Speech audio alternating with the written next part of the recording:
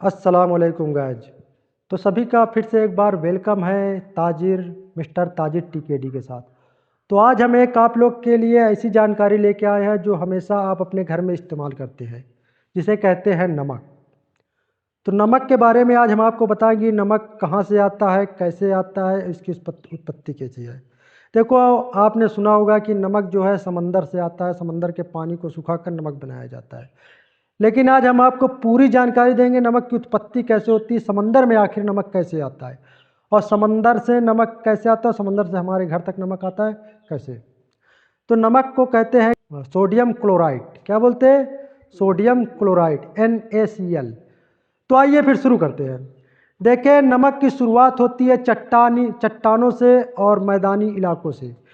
अब पूछोगे मैदानी इलाकों और चट्टानों से क्या? देखो, कुछ चट्टानें होती है जिनमें नमक होती है। नमक जो है शुरुआत ज़मीन से है, डायरेक्ट समंदर से नहीं आता। जो हमारे ज़मीन है, मट्टी है, इसमें हर जगह नमक मिला हुआ है। तो नमक की स्पेशल चट्टानें होती हैं जहाँ ज़्यादा नमक होता है।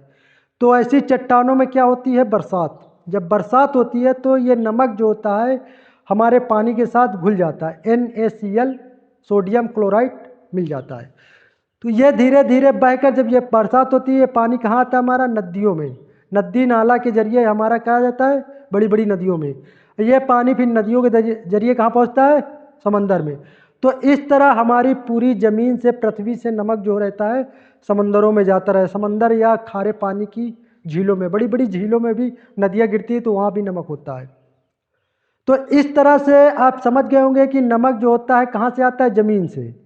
ज़मीन से नमक समंदर में पहुंचता है, फिर समंदर के पानी को सुखाकर बड़ी बड़ी खेती की जाती है, वहाँ पर से पानी को सुखा करके नमक निकाला जाता है, फिर उसे रिफाइनरी करके हम तक पहुंचाया जाता है, जिसे हम खाते हैं। ये तो आप समझ गए कि नमक किस तरह से आता है। देखो, नमक के दो स्रोत हैं।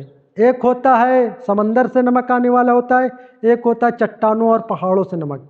ये आपको ना पता हो, लेकिन एक ऐसा खाने वाला नमक भी होता है जो चट्टानों और पहाड़ों से हासिल किया जाता है।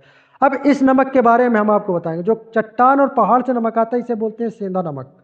और ये मिलता कैसे? देखो, पुराने ज़माने में बड़े बड़े समंदर सूख गए, या ज्वालामुखी की वजह से, या ज़मीन की उथल पुथल की वजह से वहाँ का पानी सूख गया, समंदर पहाड़ बन गए। तो वहाँ की चट्टान पे क्या बन गया?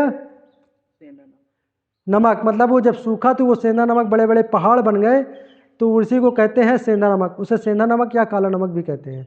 तो चलिए आइए समझते हैं कि अगर समंदर में हमारी नदियों का पानी जाता है लगातार, तो फिर समंदर में जो नदियों से मतलब नमक, पानी के साथ नमक मिल के जाता है, तो हमेशा नमक ज़्यादा होता क्यों नहीं चला जाता समंदर का?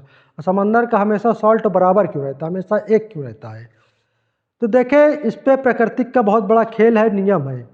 जितने भी समंदर जो है हमेशा अपने नमक को बराबर रखता है, ना कम होने देता है ना ज़्यादा होने देता है। इसकी वजह यह है कि NaCl मतलब सोडियम क्लोराइड। तो ये जो N होता है सोडियम या क्लोराइड, ये धीरे धीरे क्या होता है, ज़मीन में नमक जमता जाता है। जब ये चट्टानों के रूप में, मतलब ये नमक जो होता है धीरे धीरे क्या बन जाता है? चट्टान। और जब ये चट्टान बन जाता है तो ज़मीन में क्या होता है? इसी वजह से समंदर का जो पानी होता है उसमें नमक हमेशा बराबर रहता है। और कुछ समंदर में रहने वाले जीव, जैसे कछुए और तमाम तरीके जीव, अपने सेल ऊपर बनाने वाले सेलों को नमकों से बनाते हैं, जिसके वजह से जब वो मर जाते हैं तो वो भी नीचे जाके जम जाते हैं और चट्टान बन जाते हैं। तो इस तरह से जो समंदर का नमक होता है वो हमेशा क्या रहता है? बराबर रहता है, कम ज़्यादा नहीं होता है।